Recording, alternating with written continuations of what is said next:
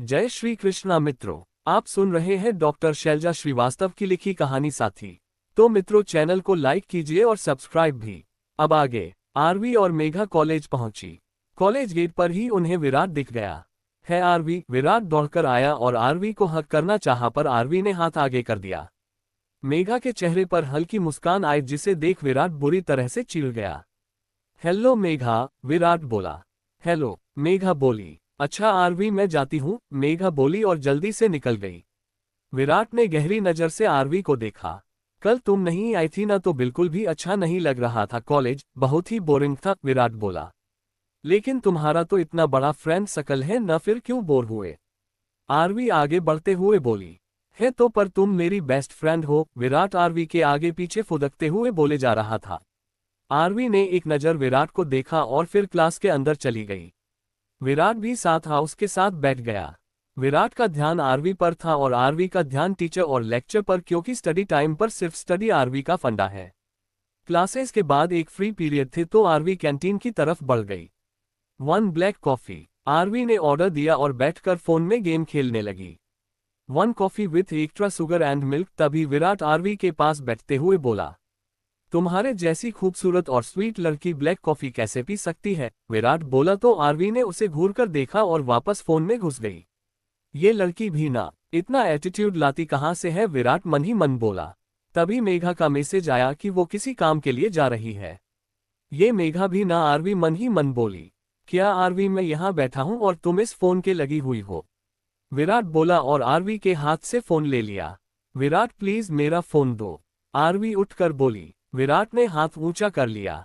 नहीं न darling RV, आज तो ये बड़ी मुश्किल से तेरा फोन हाथ आया है, अब तो इसको तभी दूंगा जब मैं इसमें सारी सर्चिंग कर लूंगा। मुझे भी देखना है आखिर आरवी दीवान के फोन में क्या क्या है, विराट बोला और बाहर की तरफ जाने लगा। प्लीज विराट, ये गलत है। किसी की प्राइवेसी को इस तरीके से आप डिस्टर्ब नहीं कर सकते। जब मेरा दिल करेगा मैं तुम्हें खुद दिखा दूंगी, लेकिन किसी के बिना पूछे, बिना उसकी मर्जी की किसी की पर्सनल चीजों को नहीं लिया जाता। आरवी विराट का रास्ता रोककर बोली। मैं कोई और थोड़ी हूं, तुम्हारा बेस्ट फ्रेंड हूं, सबसे खास दोस्त। मैं तो कम से कम तुम्हारा फोन देख सकता हूं, और ऐसा भी क्या खास है तुम्हारे फोन में जो तुम इतना डर रही हो? विराट ने आरवी के फोन लिए हाथ को ऊपर करते हुए कहा। विराट, ऐसा कुछ है या कुछ नहीं है, यह मेरा पर्सनल मैटर है और तुम प्लीज मुझे फोन वापस कर दो। मुझे इस तरह की हरकत बिल्कुल भी पसंद नहीं है। आरवी नाराज होने लगी। सिर्फ आधा घंटा, आधे घंटे बाद दे दूंगा, मैं भी तो देखूं आखिर मेरी बेस्ट फ्रेंड की क्या सीक्रेट है, विराट बोला और फोन को और ऊंचा कर लिया। विराट प्लीज। आरवी परेशान हो गई और उसकी आंखों में नमी आ गई। विराट फोन को कभी इधर तो कभी उधर वाले हाथ में कर रहा था और आरवी उछल कर फोन लेने की कोशिश करने लगी। विराट हंसता हुआ और आरवी को चिढ़ाता हुआ कभी फोन को एक हाथ में तो कभी दूसरे हाथ में उछाल रहा था। प्लीज विराट, मेरा फोन दो, आरवी बोली, क्योंकि अब कैंटीन में सबकी नजर उन दोनों पर थी और आरवी के बार बार कहने पर भी विराट आरवी को फोन नहीं दे रहा था। आरवी अपने कमरे में आए। खड़ूस ड्राइवर, न जाने खुद को क्या समझता है, आरवी बोली और उसकी आंखें नम हो उठी। किसी को नहीं कह सकती जेहान, मेघा को भी नहीं, पर तुम तो जानते हो, समझते हो और पढ़ लेते हो मेरी आंखों को। भले मैं मेघा को बोलती रहूं कि तुम मेरे चाबी वाले खिलौने हो, पर तुम मेरे बचपन के वो साथी हो जो न जाने किस मोड़ पर साथ छोड़ गया और जब दोबारा मिला तो साथी कहलाने से इनकार कर दिया और एक प्रिंसेस का ड्राइवर बन गए। तुमको तंग करती हूँ, उल्टा बोलती हूँ ताकि कभी तो तुम लड़ो मुझसे जैसे बचपन में लड़ते थे।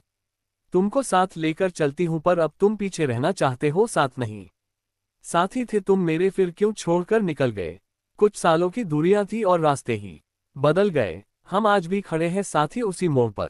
तुम जुदा हुए थे जहां मेरा हाथ छोड़कर। इंतजार है हमें जब लौटकर आओगे तुम। साथी, हमें हर पल यूं ही सामने पाओगे तुम। आरवी ने डायरी निकाल कर लिखी। रावी की जान, जेहान। और फिर आरवी ने डायरी बंद कर दी। तुमसे कुछ ज्यादा नहीं मांग रही जेहान, कोई इश्क मोहब्बत नहीं है अब तक तुमसे। बस मुझे वो जेहान लौटा दो जो कभी मेरा दोस्त हुआ करता था, आरवी बोली और फिर कमरे की बालकनी में आ गई। जेहान भी पढ़ाई करके थक गया तो बाहर गार्डन में आ गया। नजर बालकनी में खड़ी आरवी पर गई तो जेहान मुड़कर खड़ा हो गया। जानता हूं रावी प्रिंसेस, मेरा ये व्यवहार आपको तकलीफ देता है, पर यह तकलीफ आप सहन कर जाएगी। आप उम्र के उस दौर से गुजर रही है जहां मन भटकते देर नहीं लगती। आपका मेरे प्रति झुकाव आपके परिवार और साहब जी की प्रतिष्ठा को ठेस पहुंचा सकता है। मुझे आपकी नाराजगी, आपकी बदसलूकी सब मंजूर है, क्योंकि मैं जानता हूं ये सब आप इसलिए करती है ताकि मैं आपके साथ वैसा ही व्यवहार करने लगूं जैसा सालों पहले था, पर अब चीजें बदल गई है प्रिंसेस। जिस दिन पापा को वचन दिया कि इस घर की खुशियां, मान सम्मान और इज्जत मेरे लिए जिंदगी से भी बढ़कर होगी, उस दिन आपका वो साथी खत्म हो गया और रह गया सिर्फ ड्राइवर दिवाकर खन्ना का बेटा, ड्राइवर जेहान खन्ना, जिसकी औकात नहीं प्रिंसेस की तरफ नजर उठाने की। तो फिर दोस्ती का तो सवाल ही नहीं उठता, जेहान मन ही मन बोला और वापस नजर उठा। देखा तो आरवी अब भी उसे देख रही थी। अब हम साथी नहीं, हमराही नहीं, कोई दोस्ती नहीं, कोई यारी नहीं। रास्ते अलग हुए, मंजिलें बदल गई, वक्त की मार से सब हसरतें बदल गई। नजर उठाने की औकात नहीं प्रिंसेस, और आप आंखों में आंखें डाल देखने कहती हो। डरता हूं अगर आपकी आंखों में देखूंगा तो कहीं पापा को दिया वादा और अपनी हैसियत न भूल जाऊं। माफ कर दीजिए प्रिंसेस, अब रास्ते और मंजिलें दोनों बदल गए हैं, और जिस साथी की राहें अलग हों उसे मंजिल का हमराही नहीं बनाते। जेहान मन ही मन बोला और अपने क्वार्टर में चला गया। आरवी भी कमरे में अंदर आए और उसने अपना कबर्ड खोला। कबर्ड के अंदर एक बॉक्स के अंदर खूबसूरत सा कपड़े का बना हुआ गुड्डा रखा हुआ था। ये गुड्डा उसे बहुत प्यारा था, जो कि बचपन में मनोरमा ने अपने हाथों से बनाया था। याद है जान, बचपन में हम दोनों ने कितना गुड्डे गुड़ियों का खेल खेला है। मुझे समझ नहीं आता तुमने हमारे बीच में ये दीवार क्यों ला दी है। हम दोस्त बनकर भी तो रह सकते हैं। क्यों तुमने अपनी रावी को प्रिंसेस कहना शुरू कर दिया और मुझे भी मना कर दिया खुद का नाम लेने के लिए। तुम नहीं समझ सकते अपने दोस्त को ड्राइवर कहते हुए मुझे कितनी तकलीफ होती है, पर तुम्हारी खातिर मुझे तुम्हें ड्राइवर कहना पड़ता है। कोई बात नहीं जान, तुम भूल गए हो कि हम दोस्त थे, पर मैं नहीं भूली हूं और ना कभी भूलूंगी। तुम मेरे दोस्त थे हो और हमेशा रहोगे। ठीक है, तुम अगर यह नहीं मानना चाहते और तो ना सही। पर आरवी इतनी जल्दी कुछ नहीं भूलती, आरवी बोली और फिर अपना म्यूजिक सिस्टम ऑन कर दिया और जोर जोर से गाने चला दिए, और उसी के साथ ही आरवी के पैर थिरक उठे उस तेज आवाज के अंग्रेजी गाने पर। अपने क्वार्टर में बैठा जेहान म्यूजिक की आवाज में छिपे आरवी के गुस्से और तकलीफ को महसूस कर रहा था। जब आरवी थक गई तो उसने म्यूजिक बंद किया और बिस्तर पर आ गिरी। आंखों के किनारे से कुछ बूंदे गालों पर लुढ़क गई। रात के 10 बजे आदर्श डिनर के बाद घर के सामने के पार्क में वॉक करने आ गया। वो अभी ही हाथा की नजर सामने बेंच पर बैठी मेघा पर गई। मेघा अपने ही ख्यालों में खोई हुई थी, तभी आदर्श ने उसके सिर पर हल्की सी चपत लगाई तो मेघा ने नजर उठा देखा। आदर्श को देख मेघा ने वापस नजर झुका ली। आदर्श ने गहरी सांस ली, हर मेघा के पास बैठकर उसका हाथ थाम लिया। मेघा की आंखों में आंसू भर आए। मेघू प्लीज, जानती हो ना कि आंसू मुझे तकलीफ देते हैं, आदर्श बोला। तो फिर आए क्यों नहीं? पूरे 1 घंटे मैं इंतजार करती रही, तब तुमने मैसेज किया कि तुम बिजी हो, मेघा बोली। पप्पा जी के साथ था, आदर्श बोला। आरवी ठीक कहती है, तुम न पप्पा जी की इजाजत के बिना सांस भी नहीं ले सकते, मैं ही पागल हूं जो उम्मीद लगा ली, मेघा बोली। मेघू तुम हर दोस्त से यूं ही नाराज होती हो, आदर्श बोला। सब में और तुम में फर्क है, आदर्श, मेघा बोली। यही कि मैं तुम्हारा पड़ोसी हूँ, तुम्हारे पापा और मेरे पप्पा जी बिजनेस पार्टनर हैं और तुम गुड्डो की दोस्त हो, इसलिए न खास हूँ मैं, आदर्श बोला तो मेघा ने उसकी तरफ देखा। सॉरी मेघू, पर कभी भी मेरी किसी लड़की से दोस्ती नहीं हुई, न तो मुझे समझ नहीं आता कि लड़कियों से कैसे दोस्ती निभाई जाए। तुम गुड्डो की दोस्त हो इसलिए बात करने लगा और हम दोस्त बन गए, आदर्श बोला। है भगवान, ये कब समझेगा कि ये सिर्फ दोस्ती नहीं, मैं इससे प्यार करती हूँ, मेघा मन ही मन बोली। कोई बात नहीं आदर्श, तुम सही हो, शायद मैं ही ओवर रिएक्ट कर गई, मेघा बोली और उठकर चली गई। तुम बहुत स्वीट हो मेघू, और मुझे तुम्हारी दोस्ती ने बहुत सुकून दिया है। तुम प्लीज नाराज मत हुआ करो, मुझे अच्छा नहीं लगता और तुम्हारे आंसू बहुत तकलीफ दे जाते हैं, आदर्श बोला और फिर उठकर वॉक करने लगा। आरवी बेटा ये दूध पी लो, आशा ने आरवी के कमरे में आकर कहा। मम्मा मन नहीं है, आरवी बोली। क्यों नहीं है मन, आज तो डिनर भी नहीं किया, आशा बोली। मम्मा मॉल में बहुत खा लिया था और फिर चाची के घर से लाए मठरियां भी, आरवी बोली। अच्छा ठीक है अब सो जा, आशा ने आरवी के सिर पर हाथ रखा और बाहर निकल गई। आरवी बिस्तर पर गिर गई और आंखें बंद कर ली और दिमाग फिर जेहान के बारे में सोचने लगा। कुछ ही देर में उसे नींद आ गई। आदर्श का कमरा। आजकल मेघू की बातें कुछ अलग सी होती है। ऐसा लगता है जैसे कुछ कहना चाहती हो मुझसे और कह ना पा रही हो। कुछ अलग ही होता है उसकी आंखों में आजकल। और इतनी सी बात कि मैं उसे कॉफी के लिए नहीं ले जा सका, वो इतनी हट हो गई। क्या वो मुझे दोस्त से ज्यादा समझती है? आदर्श मन ही मन बोला और आंखें बंद कर ली। अगला दिन नई सुबह, नई ताजगी, नई उम्मीदें लेकर आए। आरवी ने आंखें खोली और फिर मुस्कुराकर उठ खड़ी हुई। म्यूजिक सिस्टम ऑन किया और आज ओल्ड सॉन्ग लगाया। जब हम जवां होंगे, जाने कहाँ होंगे। आरवी मुस्कुराए और फुदकती हुई वॉशरूम में भाग गई। बाहर आए और नाचते गाते रेडी हुई और फिर हमेशा की तरह बिना सैंडल्स पहने नीचे आशा के पास मंदिर में आ खड़ी हुई। आशा ने उसको आरती दी और सिर पर हाथ रख फिर उसकी हथेली पर प्रसाद रख दिया। मम्मा इतना सारा नहीं, प्लीज प्लीज, आरवी बोली और छोटा सा टुकड़ा उठाकर डाइनिंग पर आ बैठी। ये दलिया नहीं ना मम्मा, प्लीज, आज का सारा खाना फीका है, आरवी बोली। बेटा कभी कभी सादा खाना भी खाना चाहिए, आशा बोली। आरवी ने वहां रखा मूंग दाल का हलवा उठा लिया और सीधा सर्विंग बॉल से ही खाने लगी। वैसे तो मिठाई से दूर भागती है और अब ये हलवा खा रही है, आशा बोली। मम्मा यू नो ना मुझे ये हलवा कितना पसंद है, मैं इसे कभी नहीं छोड़ सकती, आरवी बोली। समाने नजर झुकाए खड़ा जेहान सब सुन रहा था। ओए आरवी रेडी हो गई तो चले, मेघा ने आकर कहा तो आदर्श ने नजर उठाकर देखा। नमस्ते अंकल, नमस्ते आंटी, मेघा बोली और आरवी के पास बैठ उसके साथ हलवा खाने लगी। आंटी आपके हाथों में न जादू है, इतना स्वादिष्ट हलवा मैंने कभी नहीं खाया, मेघा बोली। आशा मुस्कराए। मेघा बेटा जरा मेरे कमरे से मेरा फोन ले आना, दीवान जी बोले तो मेघा झट से उठकर कमरे में चली गई। बहुत प्यारी बच्ची है, दिल करता है कि खुराना से इसे हमेशा के लिए मांग लूं, दीवान जी बोले तो आदर्श ने नजरें झुका ली।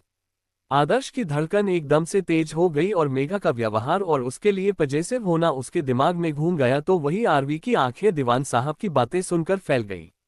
लीजिए अंकल, मेघा ने आकर मोबाइल दीवान जी को दिया तो उन्होंने प्यार से उसके सिर पर हाथ रख दिया। थैंक यू बेटा, दीवान जी बोले तो मेघा ने मुस्कुरा के आदर्श को देखा जो कि बड़े ही प्यार से उसे ही देख रहा था। दीवान जी जेहान के साथ निकल गए। आशा जी उठकर कमरे में चली गई। मेघा रुक 5 मिनट में बैग लेकर आती हूँ, आरवी बोली और कमरे में चली गई। आदर्श ने मेघा की तरफ देखा जो कि नजरें नीची किए न जाने क्या सोच रही थी। मेघू, आदर्श ने धीमे से कहा तो मेघा ने नजर उठा उसकी तरफ देखा। कॉलेज से कितने बजे फ्री हो जाओगी? आदर्श बोला। 3 बजे, मेघा बोली। मैं कॉफी शॉप में वेट करूंगा। आदर्श बोला। क्यों? मेघा ने अजीब सी नजरों से देखकर कहा। आदर्श ने हौले से मेघा का हाथ थाम लिया। बस यूं ही, कोई खास नाराज है मुझसे और उसे मनाना है, आदर्श बोला। जब इतनी फिक्र है तो नाराज करते ही क्यों हो? मेघा बोली। प्लीज मेघू, मैं इंतजार करूंगा, आदर्श बोला। मेघा ने कुछ न कहा। सीढ़ियों से उतरती आरवी ने आदर्श को मेघा का हाथ थामे देख लिया। आरवी मेघा के साथ कॉलेज निकल गई और आदर्श अपनी गाड़ी से निकल गया। जब घर पहुंचकर जेहान ने गाड़ी रोकी पर आरवी ने आंखें नहीं खोली।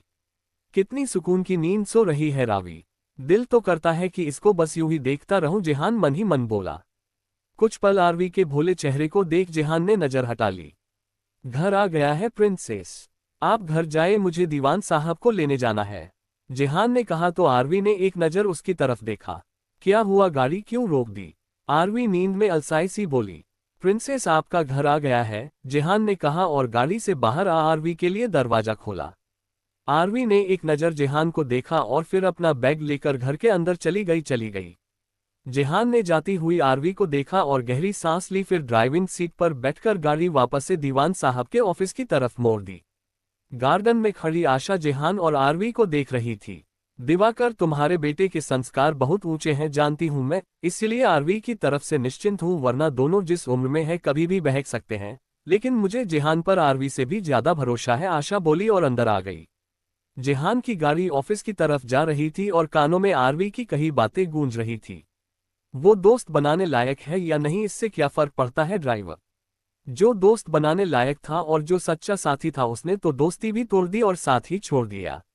जेहान ने गाड़ी रोक दी और सिर सीट से टिका लिया। अब इंसान किसी ना किसी के सहारे तो जिंदगी निकालेगा ही ना, अब फिर वह विराट हो या कोई और हो, क्या फर्क पड़ता है। जेहान को आरवी की कई बातें याद आ रही थी।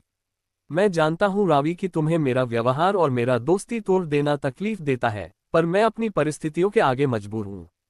दोस्ती हो या रिश्तेदारी, हमारा समाज हैसियत देखकर करता है और मेरी आपके सामने कोई हैसियत नहीं। इसके अलावा मैं दीवान साहब के साथ कोई धोखेबाजी नहीं कर सकता, वो ईश्वर समान है मेरे लिए। बहुत विश्वास करते हैं मुझ पर, तभी तो तुम्हारी जिम्मेदारी देने से भी पीछे नहीं हटते और मैं इस जिम्मेदारी का गलत फायदा कभी नहीं उठा सकता।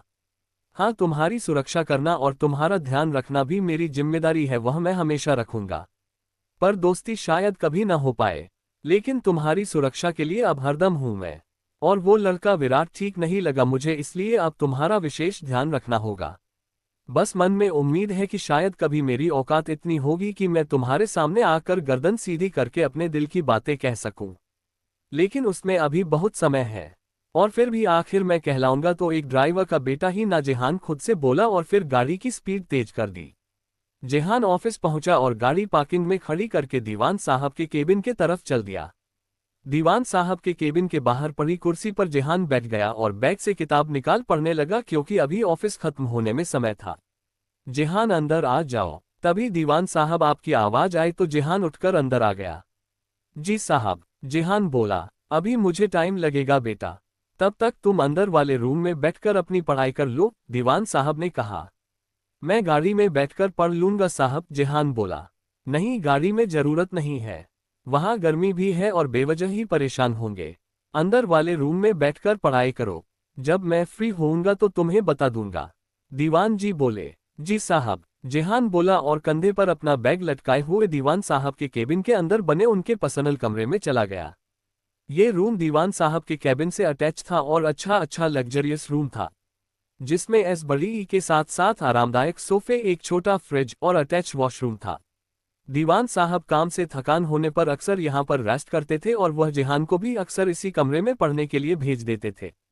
जेहान अंदर आया और एक तरफ के सोफे पर बैठकर अपनी किताब निकाल उसने पढ़ाई शुरू कर दी। दीवान साहब ने अपनी स्क्रीन पर लगे सीसीटीवी से एक नज़र जेहान पर डाली और उनके चेहरे पर मुस्कुराहट आ गई। हीरा है तुम्हारा बेटा दिवाकर, ऐसे बच्चे की आस हर किसी को होती है, और मुझसे जो बन पड़ेगा मैं जेहान के लिए करूंगा। मैं चाहता हूं कि वह अपना एक नाम, अपनी एक पहचान बनाए। मैं दिल से चाहता हूं दिवाकर की एक समय ऐसा आए जब जेहान मुझसे भी बड़ा बिजनेसमैन बने और मुझे उससे मिलने के लिए अपॉइंटमेंट लेना पड़े। दीवान साहब बोले, तुम्हारे बहुत उपकार हैं मुझ पर दिवाकर, और जेहान मुझे बिल्कुल आरवी की तरह प्यारा है। उसके लिए जो भी ठीक हो सकेगा मैं जरूर करूंगा। तुम निश्चिंत रहो दिवाकर, तुम्हारा बलिदान व्यर्थ नहीं जाएगा। दीवान साहब मन ही मन बोले और फिर अपने मीटिंग के लिए उठकर कॉन्फ्रेंस हॉल में चले गए। तारांकन कैफे। मेघा और आदर्श कैसे के अंदर आए और अपनी पहले से ही बुक टेबल पर आकर बैठ गए। आदर्श ने मेघा से पूछकर दोनों का ऑर्डर किया और फिर आदर्श एकटक मेघा की तरफ देखने लगा। मेघा को उसका इस तरीके से देखना कुछ अजीब सा लगा। क्या हुआ आदर्श, तुम मुझे इस तरीके से क्यों देख रहे हो? मेघा ने कहा। कुछ नहीं। आदर्श ने अपना सिर झटका और नजर हटा ली। तू भी पागल है मेघा, अच्छा खासा तेरी तरफ टुकुर टुकुर देख रहा था पर तूने टोक दिया, मेघा मन ही मन बोली। तुमने कुछ कहा? आदर्श बोला। नहीं कुछ भी नहीं, मेघा बोली। अच्छा ये बताओ, सिर्फ एक कॉफी के लिए इतनी नाराजगी क्या ठीक है? आदर्श ने कहा। हाँ ठीक है, क्योंकि बात कॉफी की नहीं थी, मेघा बोली। फिर? आदर्श बोला। बात निलीजेंसी की है। मेघा का मुंह फूल गया। आदर्श मुस्कुराया। पर फिर भी इतना ज्यादा नाराज थी, कोई कारण तो होगा न? आदर्श ने मेघा की आंखों में झांक कर बोला। अब तुम बार बार उसी बात को लेकर ताने मारते रहोगे। मानती हूं मैं, तुम्हारा काम है, तुम बिजी हो गए और हमारा ऐसा कोई रिश्ता भी नहीं है कि तुम जो वादा करो वह जरूर निभाओ, पर फिर भी ना जाने क्यों मुझे बुरा लगा, मेघा बोली। आई एम सॉरी मेघू, मैं तुमको हर्ट नहीं करना चाहता था, बस निकल नहीं पाया, आदर्श बोला। और हमारा रिश्ता है मेघू, दोस्ती का रिश्ता, आदर्श बोला। मेघा ने उसकी तरफ देखा। लग गया बुरा, आ गया गुस्सा। जानती हूं हक नहीं है मुझे, पर हो जाता है कभी कभी। अब बताओ ना तुम क्या करूं मैं, आदर्श, मेघा बोली। आदर्श ने हौले से मेघा का हाथ अपने हाथ में ले लिया तो मेघा ने नजर उठा आदर्श की तरफ देखा। तुम्हें हक है नाराज होने का मेघू, तुम मेरी दोस्त हो और दोस्ती के आगे किसी रिश्ते की जरूरत नहीं। हम दोनों दोस्त हैं, वह काफी है। और तुम मुझसे नाराज हो सकती हो और जो चाहे वह कह सकती हो, आदर्श बोला। मेघा ने उसकी तरफ देखा। आई एम सॉरी मेघू, मैं वादा करने के बाद भी नहीं आ सका, पर प्लीज अब उस बात को अपने दिल से निकाल दो। आगे से कभी ऐसा नहीं होगा और अगर कभी मैं बिजी हो गया तो तुम्हें इन्फॉर्म करूंगा, आदर्श ने कहा। ठीक है, और एक बात आदर्श, तुम सिर्फ, मेघा अभी कह ही रही थी कि तब तक उनका ऑर्डर आ गया। आदर्श ने मेघा का हाथ छोड़ दिया। आरवी घर के अंदर आकर अपने कमरे में चली गई। उसने बैग अपने बिस्तर पर पटका और खुद भी बिस्तर पर जा गिरी। आंखों के आगे वो सारे पल घूम गए जब जिहान उसके लिए विराट से उलझ गया था। तुम सिर्फ दिखाते हो जान कि तुमको अब मुझसे कोई मतलब नहीं है, पर सच तो ये है कि तुम्हें आज भी मेरी उतनी ही परवाह है जितनी पहले थी। मेरी तकलीफ और आंसू तुम आज भी नहीं देख पाते जान। बस दिखाते हो कि तुमको कोई मतलब नहीं है और दोस्ती खत्म हो गई, जबकि सच तो ये है कि दोस्ती से भी गहरा रिश्ता जुड़ गया है हमारा, जिसे शायद तुम देखते नहीं हो या देखना नहीं चाहते, आरवी बोली। आरवी ने अपना फोन खोला जिसमें जिहान की बचपन से लेकर अब तक की हजारों तस्वीरें थी। खेलते हुए तो कभी हंसते हुए, ड्राइवर की ड्रेस में तो कभी गार्डन में खड़े फूलों को देखते हुए। कैसे दे देती ये फोन उसको। इस फोन में मेरी जान की तस्वीरें हैं जिनको देखने का हक सिर्फ उसकी रावी को है, आरवी बोली और फोन को सीने पर रख लिया। तुम क्यों बदल गए हो जान? मुझे समझ नहीं आता क्या प्रॉब्लम है। तुमसे कुछ ज्यादा तो नहीं मांगती मैं। मेरे एहसास सिर्फ मेरे हैं, तुम पर कभी दबाव नहीं डालूंगी। तुम सिर्फ दोस्ती ही रखो ना जान। अब दोस्ती के बीच अमीरी गरीबी कहाँ से आ गई? मैं समझती हूँ कि तुम कभी पापा जी का भरोसा नहीं तोड़ सकते और मैं भी नहीं चाहती कि ऐसा कुछ हो। इसलिए मैं कभी भी तुमसे ऐसा कुछ भी नहीं कहूंगी कि तुम्हें धर्म संकट हो और मुझसे दोस्ती करने का अफसोस हो, पर हम दोस्त बनकर तो रह सकते हैं ना जान, जैसे हम बचपन में थे। पर तुमने तो दोस्ती ही खत्म कर दी। हमेशा से तो यही सुना था कि दोस्ती के बीच अमीरी गरीबी जैसा कुछ नहीं होता, पर तुमने इस अमीरी गरीबी को बीच में लाकर हमारी दोस्ती को खराब कर दिया जान। तुम नहीं जानते मेरे लिए तुम क्या हो, और मैं तुम्हें शायद कभी कह भी नहीं पाऊंगी, क्योंकि मैं जानती हूं कि यह जो मैं सोचती हूं वह शायद सही नहीं है। न मेरे लिए, तुम्हारे लिए, और न ही हमारे घर वालों के लिए।